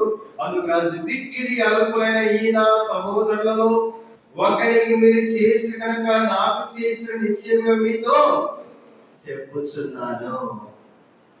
యేసు ప్రభువుని చేర్చుకున్న బేతనియా గ్రామము, యేసు ప్రభువు యొక్క శిష్యులు చేర్చుకున్న బేతనియా గ్రామము, యేసు ప్రభువుని చేర్చుకున్న ఇల్లు మార్తా ఇల్లు. నీకు ఇంటిలోనికి దేవుని యొక్క ప్రజలు, దేవుని యొక్క దాసులు రావడానికి, నీళ్ళు దర్శించడానికి నువ్వు అనుమతించావా? నీళ్ళు ఓపెన్ చేసి పెట్టావా? నీకు ఇంటిలో గృహ కొడుకులు ఉన్నాయా? నీకు ఇంటిలో వార కొడుకులు ఉన్నాయా? నీకు ఇంటిలో యేసు ప్రభువు రావడానికి అవకాశం ఉందా?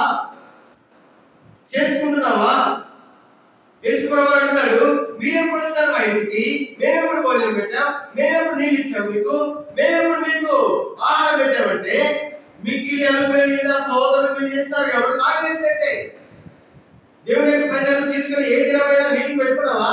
గురుకుడికైనా పెట్టుకున్నావా? సంవత్సరం కోసమైనా కాంటీన్ మీటింగ్ పెట్టుకున్నావా? వీళ్ళు పరామర్శించడం ఉందా? యేసు ప్రభువు మీ ఇంటికి, ఆ ఇంటికి పదే పదే వెళ్ళేవాడు, ఆ గ్రామాన్ని దర్శించేవాడు. పరామర్శించుట, దర్శించుట, హౌస్ విజిటింగ్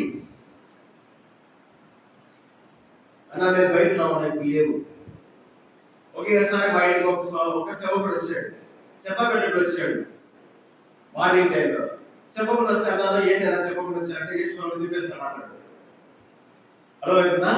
చెప్పకుండా వచ్చారంటే కొంచెం చెప్పి రావచ్చు కదా అన్నాడు. యేసు ప్రభువు చెప్పి వస్తాడా? వస్తాడా? అట్లా ఉండాలి. అలా మీరు చెప్పకుండా వచ్చారు కాబట్టి మీరు వెళ్ళిపోవడానికి రాయమ్మా. యేసు ప్రభువు యొక్క శిష్యులు చేర్చుకున్న గ్రామం బేతనియా గ్రామం.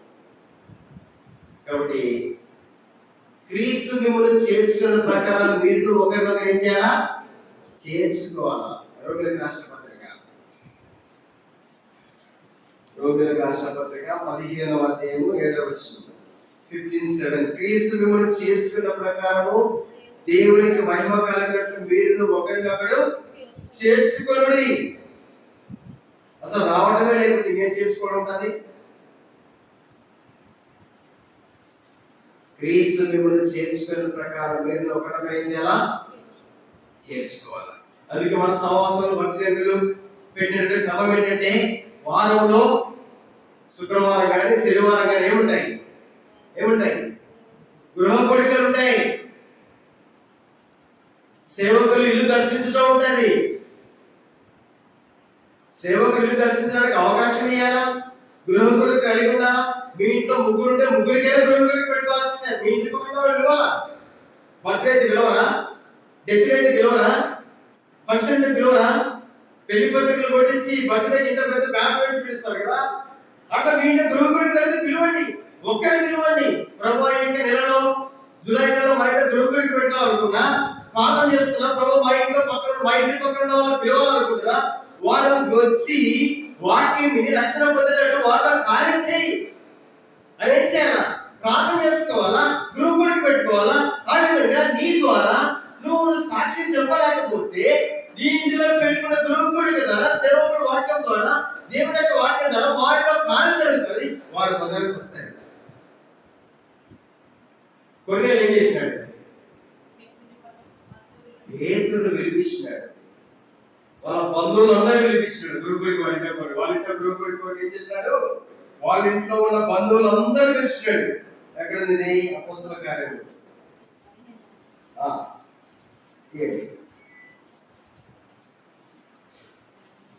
అపొస్తలుల కార్యములు 10వ అధ్యాయం. అపొస్తలుల కార్యములు 10వ అధ్యాయము. చదవండి. అప్పుడు కొర్నేలు తన బంధువులను ముఖ్య స్నేహితులను పిలిపించి వారి కొరకు కనిపెట్టుకొని నేను 33 వెంటనే నిన్ను పిలిపించి నీవు వచ్చిన మంచి ప్రభు నీకు ఆజ్ఞాపించిన వినుటకై ఇప్పుడు మేమందరము దేవుని ఎదుట ఇక్కడ కూడి ఉన్నామని చెప్పెను. ఎవరు పిలవాలా? బంధువులు పిలవాలా, ఇంటి పక్కన ఉన్న వారు పిలవాలా, ముఖ్య స్నేహితులు పిలవాలా. పిలిచి ఏం చేయాలా? కనిపెట్టాలా. గృహకుడికి మన జీవితంలో కలిగి ఉండాలి. దేవుని యొక్క ప్రజలను, దేవుని యొక్క సేవకులు ఆహ్వానించాలా, మీ ఇంటి పక్కన వాళ్ళు ఆహ్వానించాలా. అదేవిధంగా బేతేలు గ్రామంలో యేసు ప్రభువుని చేర్చుకుంది, తనకి శిష్యుని చేర్చుకుంది. ఆ గ్రామంలో ఉన్న కుటుంబము యేసు ప్రభువుని ఆహ్వానించింది. నీ ఇంటిలోనికి దేవుని యొక్క ప్రజలను పిలుస్తున్నావా? ఆహ్వానిస్తున్నావా? రండినా బయట నుంచి ప్రార్థన చేస్తున్నాడని ఎప్పుడైతే ఎంతకాలం అయింది? సేవకుడు మీ ఇంటికి లాగా ఎంతకాలం అయింది? సేవకుడు రండినా కనీసం మా ఇంటికి వచ్చి ఇది అయిపోయిందంటే ప్రార్థన చేస్తారండి, మా ఇంట్లో ఏమి లేకుండా కనీసం సహవాసం కోసం ఒకప్పుడు భోజనం చేస్తారండి అని పిలిచావా? సేవకుడు పిలిచావా? ఇక్కడ ఏం చెప్తా నాకేం తెలియదు, జస్ట్ నేను చెప్తున్నా. దేవుని యొక్క వాక్యము, దేవుని యొక్క ప్రజల మన ఇంట్లో చేర్చుకోవాలి. క్రీస్తు మిమ్మల్ని చేర్చుకున్న ప్రకారం మీరు ఒకరు ఏం చేయాలా? చేర్చుకోవాలి. చేర్చుకునే అనుభవం లేకపోతే ఆశీర్వాద అనుభవం ఎలా వస్తాడు? ఎలా రాగలం? ఒకటి మూడవ అనుభవం ఏంటంటే చేర్చుకునేటువంటి అనుభవం. మొదటి అనుభవము లాజరు లాంటి వ్యక్తులు ఉన్నారు కాబట్టి వారికి కన్నీరు రాల్చాలా, ప్రార్థించాలా, మొరపెట్టాలా, పాడగలిగిన వ్యక్తులుగా ఉండాలా. రెండవది భోజనం సహవాసం కలిగి ఉండాలా. మూడవది పాడగలిగిన వారంగా. మూడవది చేర్చుకునే అనుభవంలో ఉండాలా, ఒకరినొకరు చేర్చుకోవాలా. అందుకే వార కూడికలు, గృహ కూడికలు, ఇవన్నీ భక్ష్యంకులు దేవుడి చేత బోధించబడ్డవాడై ఇవన్నీ క్రమము కలిగి ఉండవచ్చాడు. ఆ క్రమంలో మనం ఉన్నామా? ఆ క్రమానికి ముందే వచ్చిందంటే ఆ వచ్చింది, క్రమానికి ముందే వచ్చింది, ఇప్పుడు ఆ వచ్చింది. ఏమైంది? ఆ వచ్చి ఏమైపోయింది? అక్రమం అయిపోయింది. క్రమం తగ్గిపోతున్నాం. క్రమం నేర్పిస్తే అన్నా మాకు ఈ క్రమం నచ్చట్లేదు అంటాం. క్రమం నేర్పిస్తే అన్నా ఈ క్రమం సరిగలేదు, మాకు సాటి కూడా రాలే చెప్పొద్దు. మీరు వాక్యం రాలేసి వాక్యం చెప్పొద్దు. సాఫ్ట్ గా ఉండాలా, సుఖంగా ఉండాలా, సౌఖ్యంగా ఉండాలా. ఇలా చెప్తే మాకు నచ్చట్లే. దేవుని యొక్క వాక్యం అంగీకరించి సరి చేసుకునే వాళ్ళు కావాలా.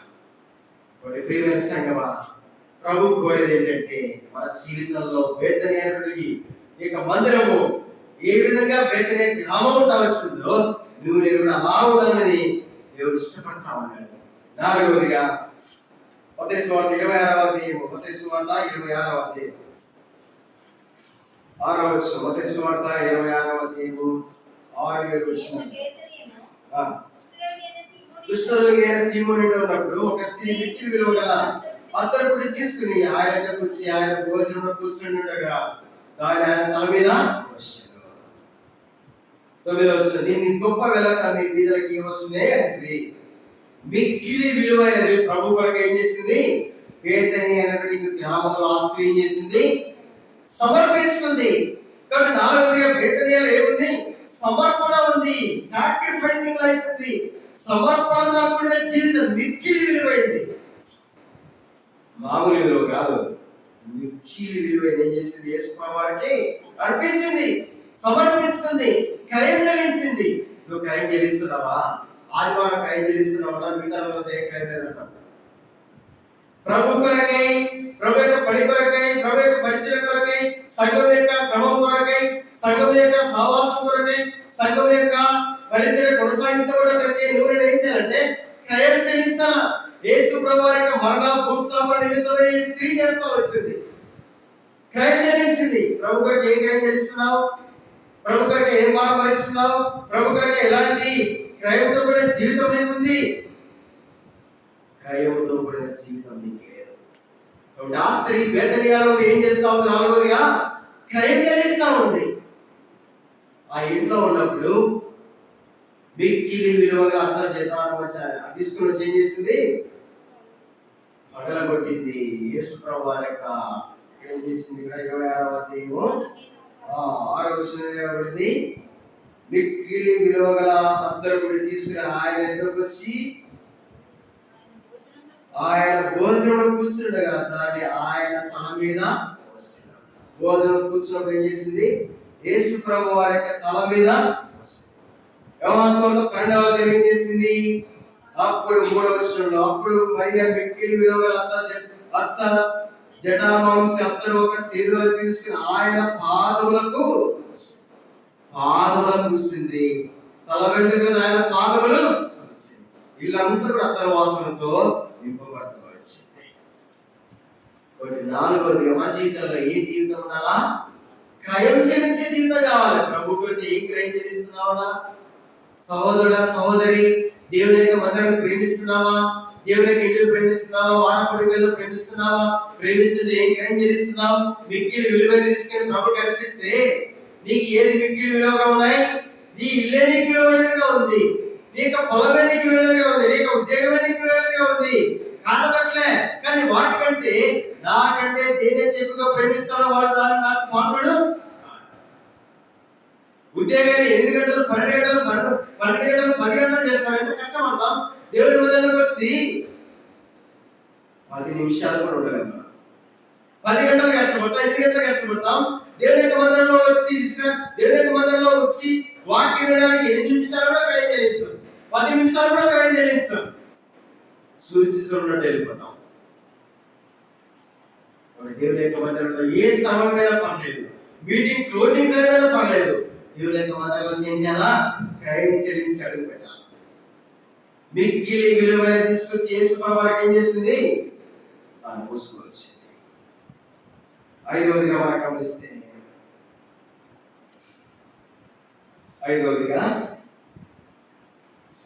లూకాసు సువార్త 24వ అధ్యాయము 50వ వచనం. లూకాసు సువార్త 24వ అధ్యాయం 50వ వచనం. ఆయన బేతనియా వరకు వారిని తీసుకొని పోయి చేతులెత్తి వారిని బేతనియా వరకు వారిని తీసుకెళ్ళి ఏం చేసుకుని చేతులెత్తి ఆశీర్వదించాడు. ఈ స్థలము ఆశీర్వాదానికి కారణమైనటువంటి స్థలం. ఈ స్థలంలో ఆశీర్వాదమే ఉంటుంది. అందుకే యేసు ప్రభువు చేసినట్టు బేతనియా వరకు వారిని తీసుకొని పోయి చేతులెత్తి వారిని ఆశ్రయించాడు. వారిని ఆశీర్వదించుండగా ఆయన వారిలో ప్రత్యేకమైన పరలోకమునకు ఆరోహణం పెట్టాడు. ఇది ఆశీర్వాదము కారణమైనటువంటి స్థలం. ఈ స్థలంలో నుండి ఎలాంటి ఆశీర్వాదం రావాలి అంటే ప్రభువుకు ఉపయోగపడేటువంటి పరిచర్య చేసేటువంటి వాళ్ళు కావాలి. ఈ స్థలంలో నుండి ప్రభువుకు పరిచర్య చేసే వాళ్ళు కావాలి. ఈ స్థలంలో నుండి ప్రభు కొరకై ఉపయోగపడే వాళ్ళు కావాలి. 19వ అధ్యాయము లూకాసు సువార్త. ఈ మాట చదువుతారు కూర్చుంటాం. లూకాసు సువార్త 19వ అధ్యాయం. లూకాసు సువార్త 19వ అధ్యాయము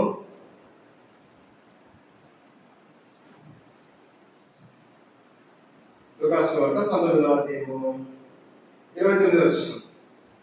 ఆయన ఒలీవల కొండ దగ్గర ఉన్న బెత్ఫగే బేతనియా గ్రామంలో సమీపంలోకి వచ్చినప్పుడు తన శిష్యులను ఇద్దరిని పిలిచి మీ ఎదురున్న గ్రామమునకు వెళ్ళుడి. యేసు ప్రభువు ఇంకా బెతనియా గ్రామంలో పోలే, సమీపంలో వచ్చేది. ఇప్పుడు చెప్పి ఏం చెప్పాడు అక్కడ శిష్యుల దగ్గరికి? ఏం చెప్పాడు? మీరు ఆ గ్రామంలోనికి వెళ్ళండి. వెళ్ళిన తర్వాత ఏం చేయమన్నాడు? మీరు ప్రవేశించగానే కట్టబడిన ఒక గాడిద పిల్ల మీకు కనబడు, దాని మీద ఏ మనుషులు ఎన్నడూ కూర్చోలేదు, దాన్ని విప్పి తోడుకొని రండి. ఎవరైనా మీరు ఎందుకు దీన్ని విప్పుచున్నారని మిమ్మల్ని అడిగినా ఇది ప్రభువులకు కావలసినదని అతనితో చెప్పుడని చెప్పి వారిని ఇప్పుడు బేతనియా అనేటువంటి యొక్క స్థలము లూకా సువార్త 24:50 ప్రకారము ఆశీర్వాదించబడేటువంటి స్థలం. ఎలా ఈ యొక్క స్థలం ఆశ్రయించబడాలి? ప్రభువుకు ఉపయోగపడే విధానంలో ఆశ్రయించబడాలి. ఏ ఉపయోగం ప్రభువుకు? ఇక్కడ 31వ వచనంలో ఎవరైనా మీరు ఎందుకు దీన్ని విప్పుచున్నారని మిమ్మల్ని అడిగినా ఇది ప్రభువులకు కావాల్సింది. ఎందుకు ప్రభువుకు కావాలి? 35వ వచనం 34 చదువు వారు ఇది ప్రభువులకు కావాల్సినదండి.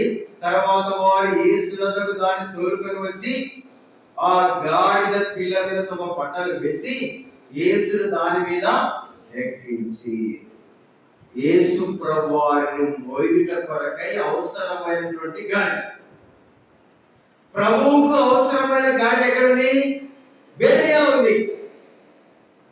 ప్రభువుకు ఉపయోగపడే గాడిద ఎక్కడుంది? బెతనియాలో ఉంది.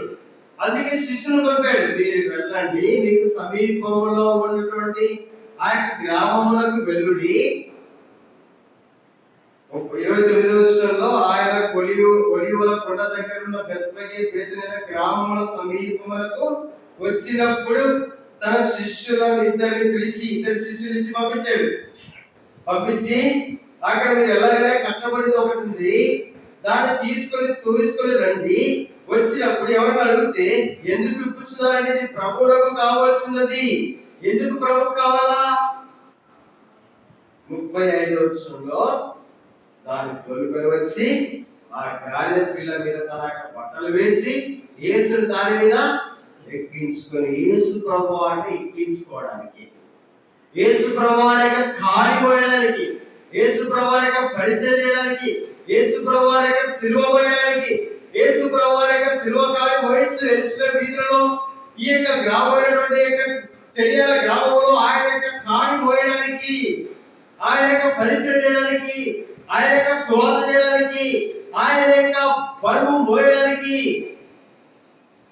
ఉపయోగపడేటువంటి గాడిద పిల్ల ఇక్కడ ఉంది. నువ్వు ప్రభువుకు కావాలా? సేవ చేయడానికి ప్రభువుకు కావాలా? ప్రభు పరిచయం చేయడానికి కావాలా? ప్రభు యొక్క సువార్త ప్రకటించడానికి కావాలా? ప్రభు యొక్క కార్యమోయడానికి నువ్వు కావాలా? నువ్వు అవసరమనే దేవుడు ఇద్దరిని పంపించాడు. దేవుని యొక్క వార్తను పంపించాడు, కొత్త నిబంధన పాత నిబంధన పంపించాడు, 2 రోజుల ఖడ్గాన్ని పంపించాడు, దేవుని యొక్క వాక్యం పంపించాడు, తన యొక్క ఆత్మను పంపించి ఎవరైనా బేతనియా ప్రార్థన మందిరంలో నా కాడి మోయడానికి, నా పరిచయం చేయడానికి, నా సువార్త మోయడానికి, నా యొక్క సువార్తను మోయడానికి, వీధులలో సువార్త చేయడానికి, నన్ను మోయడానికి ఎవరైనా ఒక స్త్రీ ఉన్నారా? ఎవరైనా ఒక బ్రదర్ ఉన్నాడా? ఎవరైనా ఉన్నారా అని ప్రభు కనిపెట్టి అడుగుతా ఉన్నాడు. ప్రభు చూసినప్పుడు నువ్వు కనబడుతున్నావా? సువార్తకు వెళ్తామంటే ఎవరు రా? సువార్త కూడికే కదా, సువార్త కదా వస్తారా? సువార్త చేయవలసిన భారము, సువార్త ప్రకటించవలసిన భారము బైబిల్ ప్రకారం సేవకుల మీద ఉంది. కరెక్టా? ఎవరి మీద ఉంది? రెఫరెన్స్ చెప్పండి. రెఫరెన్స్ బ్రదర్స్ చెప్పండి, సిస్టర్స్ అడిగి చెప్పండి. బ్రదర్స్ చెప్పండి. సువార్త ప్రకటించవలసిన భారము చెప్పండి. రెఫరెన్స్ చెప్పండి. మొదటి కొరింథీ రాసిన పత్రిక 9వ అధ్యాయము 16వ వచనం చదువుదాం. నేను సువార్తను ప్రకటించుచున్నాను, నాకు అతిశయ కారణం లేదు. సువార్తను ప్రకటించవలసిన భారము నా మీద కాదన్నా పక్కన మీద మోపబడిందంటాం. మనం నా మీద కాదన్నా సేవకుల మీద మోపబడిందంటాం. నా మీద కాదన్నా పెద్దల మీద పంపబడింది అంటాం. నా మీద కాదన్నా వచ్చే సేవకులు చూసుకుంటారులే, ఉన్న సేవకులు చూసుకుంటారు, మాకెందుకు అనుకుంటాం. కానీ దేవుడి యొక్క వాక్యం అంటుంది, సువార్త ప్రకటించవలసిన భారం నా మీద మోపబడింది. ఎప్పుడైనా గుర్తిరిగినావా? ఈ ఊళ్ళో సువార్త ఎంతకాలమైంది? వ్యక్తిగతంగా నువ్వు సువార్త ఎంతకాలమైంది? గత వారంలో ఎవరికైనా సువార్త చెప్పావా? గత నెలలో ఎవరికైనా సువార్త చెప్పావా? గత 6 నెలల్లో కనీసం 6 మందికైనా సువార్త చెప్పావా? ఎవరికి చెప్పాలి? నా భారం ఏముంది? పొలం బాగుందా, ఇల్లు బాగుందా, పిల్లలు బాగున్నారా, చదువులు బాగా, మనకున్న భారం ఏంటివి? రక్షణ పొందకమునకు పాపం. మొదటి సువార్త 11:7 ప్రకారం ప్రయాసపడి భారం వస్తున్న పాపం. రక్షణ పొందిన తర్వాత మనకి భారం వచ్చిపడ్డాయి. రక్షణ పొందకమునకు కూడా కొన్ని భారాలు ఉన్నాయి. ఏం భారాలు? కుటుంబ భారాలు, చదువుకునే చదువుల భారాలు, ఉద్యోగస్తులకు ఉద్యోగ భారము, కుటుంబ సభ్యులకు కుటుంబ భారాలు, ఇంకా కొంతమందికి ఆర్థిక ఇబ్బందుల భారాలు, ఎన్నో భారాలు ఉన్నాయి. అన్ని భారాలు ఏ భారం మర్చిపోతున్నాం? సువార్త భారం మర్చిపోతున్నాం. అందుకే మీ స్కూటీ అయినా, మీ బండి అయినా, మీ కార్ అయినా ఏముండాలా? సువార్త పత్రికలు ఉండాలి. మీ ఇంట్లో సువార్త పత్రికలు ఉండాలి. మీ ఇంటికి గ్యాస్ తీసుకొని వస్తారు కదా, మీ ఇంటికి వాటర్ క్యాన్ తీసుకొస్తారు కదా, మీ ఇంటికి బిర్యానీ ప్యాకెట్ తీసుకొస్తారు కదా, మీ ఇంటికి అవి కొరియర్ తీసుకొస్తారు కదా. వాళ్ళందరికీ ఏం చేయాలి? కొరియర్ తీసుకెళ్ళి పంపించాలా? ఏమి ఇవ్వాలా? పత్రికలు ఇవ్వాలా, సువార్త చెప్పాలా. మధ్యలో రండి, బేదనే ప్రాంతంలో రోడ్డు మీద కనబడుతుంది రండి అని చెప్పి చెప్పాలా. మీరు బండి మీద ఒంటరైపోతున్నప్పుడు ప్రార్థన చేసిన ప్రభువా బండి మీద ఒంటరైపోతున్నప్పుడు ఎవరికైనా లిఫ్ట్ ఇస్తా అని చెప్పి ప్రార్థన చేసుకోవాలా. ప్రార్థన చేసుకుంటే ఎవరైనా లిఫ్ట్ అడిగితే లిఫ్ట్ ఇచ్చి వాడి పేరు అడగాల, వాడి తెలుసుకోవాలా, వాడికి చిన్నగా ఏం చెప్పాలా? నీ బండి మీద కదా చెప్పారా? నీ బండి మీద నువ్వే రాజు కాబట్టి, నువ్వే నడిపించేవాడిని కాబట్టి ఏం చేస్తాడు? చెప్పడం అంటాడు. విన్నా వినకపోయినా చెప్పడం మన బాధ్యత. చెప్పిన తర్వాత దిగేప్పుడు ఏం చేయాలా? గణపతికి ఇచ్చేసి పంపించేసేయాలా. విత్తనం వేయడం మన పని. దేవుడి దృష్టిలో మిగతా పని చేస్తున్నావా? సువార్త ప్రకటించవలసిన భారం నా మీద. కాబట్టి ఆ గాడిద పిల్ల నేను ఇక్కడే ఉంటాను, నాకు ఈ కట్లే బాగున్నాయి అని అనిందా? వస్తా. యేసు ప్రభువు వారిని మోయడానికి వచ్చింది. నువ్వేం మోయడానికి వస్తావు? సంఘ బాధ్యతలు మోయడానికి ముందుంటావు, వాక్యం చెప్పడానికి ముందుంటావు, పాట పాడడానికి ముందుంటావు, కనబడడానికి ముందుంటావు. అన్నా నేను ఎల్లరన్నా, నా పేరు ఎబ్రోన్లో ఎక్కించాడన్నా, నా పేరు ఎబ్రోన్లో, నా పేరు ఉండాలా ఇక్కడ దాంట్లో ఎబ్రోన్లో ఎల్లరగా నా పేరు ఉండాలా, అక్కడ నాకే ఫోన్ చేయాలా, నా పేరే ఉండాలా, నన్ను అందరూ గుర్తించాలా, నన్ను అందరూ గమనించాలా, లేదా బాల వ్యక్తి ఐడెంటిటీ నాకు కావాలనుకుంటావు. సువార్త చెప్పేటువంటి ఐడెంటిటీ కొద్దు కానీ వేరే ఐడెంటిటీ కావాలని కోరుకుంటారు. ప్రజలందరూ గమనించాలా, నన్నందరూ మెచ్చుకోవాలా, నన్నందరూ గుర్తించాలా అనే భారం నీకు ఎక్కువైందే కానీ ఆత్మ భారం లేదు. కనబడే సందర్భ విషయంలో భారం ఎక్కువైంది కానీ కనబడని పరిచయం చేసే భారం నీకు లేదు.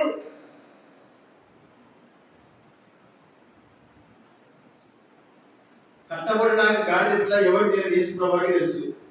ఆ గ్రామంలో ఎప్పుడు యేసుప్రభు వారు వెళ్ళాడు, అక్కడికి ఎన్నేసార్లు వెళ్ళాడు కానీ అక్కడ కట్టబడిన గాడిద పిల్ల ఉందనే సంగతి యేసుప్రభు వారు వారికి చెప్పారు. వాళ్ళు వెళ్ళారు, ఇంప్లిసిటీకి వెళ్ళి ఒకే చేశారు. ప్రభువు కూడా నువ్వు కావాలా? దేనికి కావాలా? పరిచయం చేయడానికి, సువార్త చేయడానికి, సువార్త చెప్పడానికి, ఆత్మరక్షణ కొరకు ప్రయాసపడడానికి, పాటుపడడానికి. అపోస్తలుడైన పౌలు ఎంతగా ప్రయాసపడుతూ వచ్చినాడు. అపోస్తలుడైన పౌలు దేని కొరకే నియమింపబడ్డాడంట? అపోస్తల కార్యములు 9వ అధ్యాయం 9:16 ఇతడు నా నామం కొరకు ఎన్ని శ్రమలు అనుభవించాలో 15 వచ్చు.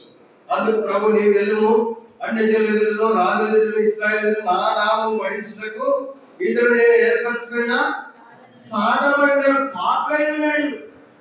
నా నామం వహించుటకు నేను ఏర్పరచుకున్న సాధనం. ఇతడు నా నామం కొరకు ఎన్ని శ్రమలు అనుభవింపవలెనో నేను ఇతనికి చూపుదును అతనితో చెప్పాను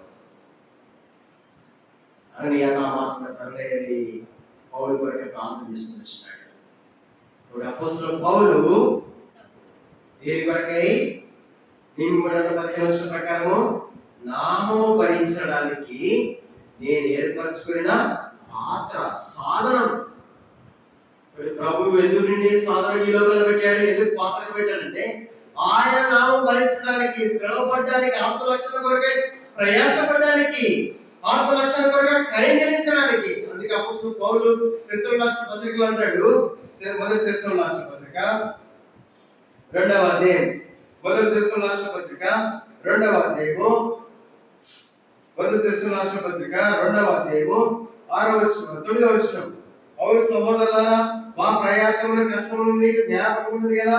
మేము మీలో ఎవరికైనా భారంగా ఉండకూడదు, రాత్రి పగలు కష్టం చేసి జీవనం చేయొచ్చు మీకు దేవుని సువార్తను ప్రకటించినామంట. రాత్రి పగలు కష్టపడి సువార్త చేసినాడు ఈయన.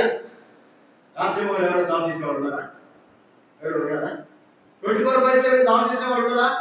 ఎవరు లేరు. రాత్రి పగలు కష్టం చేసి జీవనం చేసి ప్రయాసంతో కష్టంతో రాత్రి పగలు కష్టం చేసి జీవనం చేయొచ్చు మీకు దేవుని సువార్తను ప్రకటించినామంట. 8వ వచనం అంటాడు, మీరు మాకు బహుప్రియులైన కనుక మీ విశేష అపేక్ష గలవారమై దేవుని సువార్తను మాత్రమే కాక మా ప్రాణములను కూడా మిగిల్చుటకు మేము సిద్ధపడ్డారట.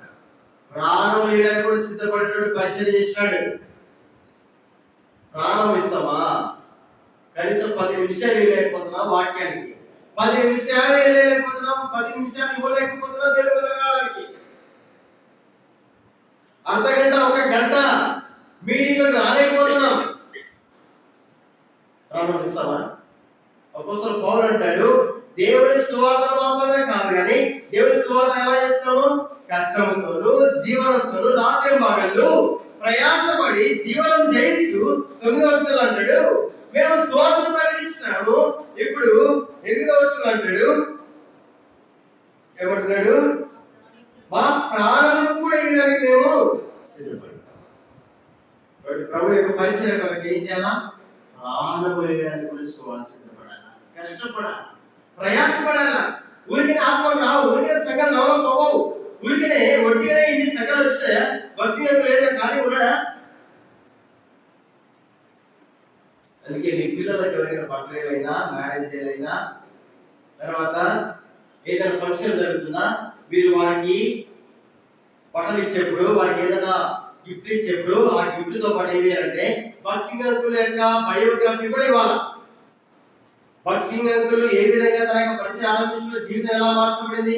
బాక్సింగ్ అంకుల్ అయితే ఉంది, పూర్వకాలంలో ఉన్నటువంటి గొప్ప గొప్ప దైవజనులు విలియం కేరీ అయితే ఉంది, ఇంకా పరిచయం చేసిన ఎంతో మంది బయోగ్రఫీలు వారికి మన గిఫ్ట్ గా ఇవ్వాలి. వారి గురించి తెలియాలి. రాబోయే జనరేషన్ కు మీకు తెలుసా ఇక మందిరం ఎలా ఆరంభించబడిందో, వేదనీయ ప్రాంతంలో ఎలా ఆరంభం తెలుసా? తెలియదు చాలా మందికి. ఎవరు చెప్పాలా? మనం చెప్పాలా, తెలియచేయాలా, ప్రకటించాలి. అందుకే ఫ్యామిలీ ప్రేయర్ లో పిల్లలు తెలియచేయాలి. మందిరం పరిచర్య పరిచయం ఎలా ఆరంభించినాడు, ఎలా ఇప్పుడు ఉంది, అప్పుడు ఎలా ఉంది, ఇప్పుడు ఎలా ఉంది, ఆ దినాల్లో కాన్వకేషన్స్ అయితే ఉంది, ఈక్వినిక్స్ అయితే ఉంది, ఆ దినాల్లో పరిచర్య అంకులు ఎలా చేస్తూ వచ్చినాడు, ఎలా అంతగా జరుగుతూ వచ్చినాయి. అందుకే పరిచయం బయోగ్రఫీ చదవాలా. ఎప్పుడు సహవాసంలో మనము ఎప్పుడు ఎలా ఆరంభించడో తెలవడం తెలియదు. ఈ బేతేలు ఎలా ఆరంభించడో తెలవడం తెలియదు. ఇప్పుడున్న ఎల్లర్స్కే తెలియదు. కాబట్టి భారము భరించే వాళ్ళు కావాలా, కాడి మోసే వాళ్ళు కావాలా, ప్రభు యొక్క పరిచయం చేసే వాళ్ళు కావాలి. ప్రభువుకు అవసరమై ఉన్నావు. కనిపించే పరిచయనే కాదు, కనబడిన పరిచయం కూడా చాలా ఉన్నాయి. వీధుల్లో సువార్త చేయి, సువార్త ప్రకటించు, పత్రికలు పెట్టుకో, సువార్త చెప్పు, నీ సాక్ష్యం చెప్పు, ఇతరులు తెలియచేయి. నీకు 5 అనుభవం కలిగినటువంటి పేదరి యొక్క 7 తరాలు చెప్పలేదు. ఈ 5 అనుభవం కలిగి ఈ బేతనీ అనేటువంటిది ఆ దినాల్లో ఉంటా వచ్చింది. ఈ దినాల్లో ఉన్నటువంటి బేతనీయ మందిరంలో ఉన్నటువంటి విశ్వాసుల మనము ఎలా ఉన్నాము పరిశీలించుకుందాం. ప్రభువా, బేతనీ అనేటువంటి మన గ్రామం ఆ దినాల్లో ఉంటా వచ్చింది. బేతనియా వాసిగా పిలువబడుతున్న నేను నా జీవితంలో కూడా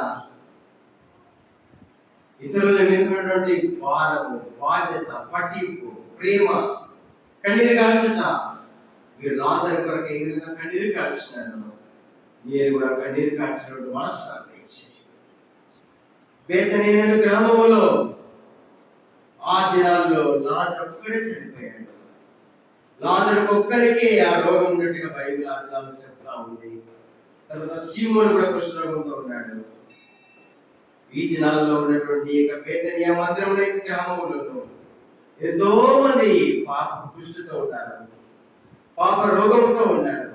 వారి విషయంలో భారం లేదు, వారి విషయంలో చింత లేదు, వారి విషయమై మూలగట్లేదు, వారి విషయమై కలవరపడట్లేదు, వారి విషయమై కన్నీరు కాల్చట్లేదు.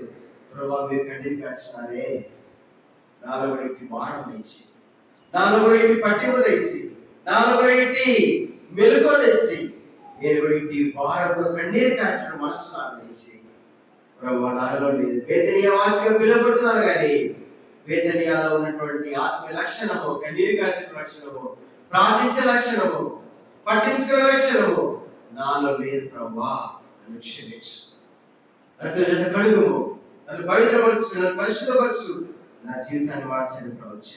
రెండవది సహవాసములో, ఐక్యతలో, ప్రేమలో, క్షమాపణలో సహవాసానికి దూరంగా ఉన్నా, వారి కొడుకులు రాలేకపోతా ఉన్నా. లాజరు సహవాసంలో కూర్చున్నాడు. 12వ దర్శనం ప్రకారం భోజనంలో కూర్చున్న వారు లాజరు. ప్రభు అయితే సహవాసం, దేవుడితో సహవాసము ఇంట్లో ఉండడమే కాదు, దేవుని యొక్క ప్రజలతో కూడా సహవాసం అవసరం. దేవునితో సహవాసం ఎంత ప్రాముఖ్యమో దేవుని యొక్క ప్రజలతో కూడా సహవాసం అవసరం. అందుకే తప్పైన గొర్రె 99 గొర్రెలు వదిలిపెట్టింది. గొర్రెల కాపరి వదిలిపెట్టి ఎక్కడికి వెళ్ళింది? అడవిలో ఒంటరి తిరుగుతా ఉంది. అడవికి రాజుడు సింహం. సింహం ఆ గొర్రెలు తిరిగేదా? ఇదే కాదు. కాబట్టి ఆ గొర్రెలకు మనుషులు మీరే అంటాడు. ఏసుకెళ్ళిన 34-30 తర్వాత మీ విరోధైన అపవాది గర్జించు సింహం వలె ఎవరు మిగుదునా అని చెప్పి ఏం చేస్తున్నాడట? వెదకుచు తిరుగుతున్నాడు. మనం అనుకుంటా వాడు వెదకట్లేదు, వాడు తిరగట్లేదు అని మనం అనుకుంటాం. వెదకుచు తిరుగుతున్నాడు. జాగ్రత్త. కాబట్టి సహవాసానికి దూరం అయితే ఎక్కడికి వెళ్ళిపోతాం? గర్జించు సింహం నోట్లోకి వెళ్ళిపోతాం. బ్రహ్మ అనేక సార్లు ఇక 6 నెలలు ఎన్నోసార్లు ఈ యొక్క మొదటి దూరం అయిపోయారు. వారి కొడుకులకు రాలే, ఉపాస ప్రాంతాలకు రాలే, సంఘ ప్రాంతానికి రాలే, బయటకి రాలే, గృహ కొడుకులకు రాలే, దేని రాలేదు. వారిని క్షమించు. బేతనియాలో ఉన్న యొక్క లక్షణం నా జీవితంలో, నా కుటుంబ జీవితంలో కూడా దయచేయి. 10 నిమిషాలు అర్ధగంట గంట అయినా కూడా క్రయం చెల్లించి మొదలుకు వస్తాను. ప్రభు నాకు మనసు దయచేయని ప్రార్థించి. మూడోదిగా మనం గమనిస్తే యెరూషలేము నాయక బేతనియాలో ఏముంది? చేర్చుకునేటువంటిది, ఆహ్వానించేది. దేవుని యేసు ప్రభువారిని, యేసు ప్రభు పిల్లలను గ్రామంలోకి ఆహ్వానించినారు, ఇంటిలోకి ఆహ్వానిస్తూ వచ్చినారు. నీ జీవితంలో దేవుని ప్రజలు చేర్చుకుంటున్నావా? వారికి చల్లని నీళ్ళిస్తున్నావా? గ్లాస్ నీళ్ళిస్తున్నావా? ఒక కూడా భోజనం పెడుతున్నావా? దేవుని యొక్క సేవకులను పిలుచుకున్నావా? 6 నెలలు అయింది కదా, ఒక్కసారైనా దేవుని యొక్క సేవకుని ఇంట్లో అడుగు పెట్టాడా? దేవుని యొక్క సేవకుని ఆహ్వానం ఉందా? దేవుని యొక్క సేవకుని యొక్క కాలని యొక్క ఇంటిలో కాలు పెట్టాయా? చేర్చుకున్నావా? గృహకుడి కలిగి ఉన్నావా? చేర్చుకున్న ప్రకారం, క్రీస్తువుని చేర్చుకున్న ప్రకారం మీరు ఒకరు ఏం చేయాలా? చేర్చుకోవాలి. ప్రభా ఈ విషయంలో నేను తప్పుగా వచ్చినాను, ప్రభువును క్షమించు. 4వదిగా క్రయం చెల్లించిన జీవితం, సమర్పణ జీవితం. ప్రభు కొరకు ఎలాంటి సమర్పణ చేస్తున్నావు? సమర్పించుకునేటువంటి జీవితం. ఆత్మ ప్రాణ దేహాన్ని ప్రభు కొరకు సమర్పించగల సజీవ యాగంగా, ప్రకారం సజీవ యాగంగా మనం చేయాలా? సమర్పించుకోవాలా. 5వదిగా ఆశ్రయించబడిస్తాం. ఎలాంటి ఆశీర్వాదము? ఈ స్థలంలో నుండి సేవకులు లేకపోవాలా, ఈ స్థలంలో నుండి పరిచారకులు లేకపోవాలా, ఈ స్థలంలో నుండి సేవకులు అనేకలు తయారవ్వాలి, ఈ స్థలంలో నుండి సేవకులు అనేక గ్రామాలకు సువార్త చేయాలి, ఈ స్థలంలో బేతేలులో ఉన్న వాళ్ళు ఆ యొక్క గాడిద పిల్ల ఏ విధంగా యేసు ప్రభువుని భారం మోస్తూ వచ్చిందో ఆ తత్వాన యేసు ప్రభువుకి జయమైనటువంటి యెరూషలేము వీధులలో వినిపించబడుతూ వచ్చినాయో ఈ స్థలం నుంచి సేవకులు లేకపోవడాలా, పరిచారకులు లేకపోవడాలా, ఆత్మలు లేకపోవడాలా, సంఘములో ఇంకా కట్టబడాలా, బ్రాంచీ లేకపోవడాలా, ఈ స్థలములో యేసు ప్రభువు వారి యొక్క కార్యం మోసేటువంటి వారు కావాలా. మా యొక్క గ్రామంలో 150 మంది వస్తారు. 1997 సంవత్సరం మొదలుపెట్టారు. ఇప్పటికి మా మందిరం నుంచి దాదాపు 4 సేవకులు తయారయ్యారు. 4 సేవకులు. తర్వాత వాక్యోపదేశకులు కూడా చాలా మంది ఉంటారు. వచ్చిన సేవకులైనా అక్కడ ఉన్నటువంటి వారి ఆసక్తిని బట్టి, దేవుని యొక్క చిత్తమును బట్టి ఆ స్థలంలో సేవకులు తయారయ్యారు, వాక్యోపదేశకులు తయారయ్యారు, సువార్త ప్రకటించేవారు తయారయ్యారు, వాయిద్యాలు వాయించేవారు తయారయ్యారు, పాటలు పాడేవారు తయారయ్యారు. ఇంతమంది తయారైతే వచ్చారు. మన దగ్గర నుంచి ఎంతమంది సేవకులు తయారయ్యారు, మన దగ్గర ఎంతమంది సేవ తరఫీలోకి వచ్చారు. ఈ స్థలంలో దేవుని యొక్క గాడిని మోసేటువంటి స్థలమై ఉండాలి. ప్రభువుకు అవసరమైన వాళ్ళు కావాలి. ఈ స్థలంలో నుంచి దేవుని కూడా సువార్త చేసిన వ్యక్తులుగా మనం ఉండాలి. 5 తలంపులు మనం పరీక్షించుకోవచ్చు. ప్రభువా ఇక 5 తలంపులలో నేను అయోగ్యంగా ఉండాలి. ప్రభువాను క్షమించు. ఎలా లేక వాళ్ళ పాల్గొనగలరు. ప్రభువాను ఎదుగిరిగా చేయండి. ఇక 500 అనుభవగలవాడై ఇక మీద జీవిస్తా నాకు సహాయం చేయమని తీర్మానంతో ప్రభు యొక్క వాళ్ళలో పాల్గొన్నాను. ప్రభు మనకు సహాయం చేయాలి.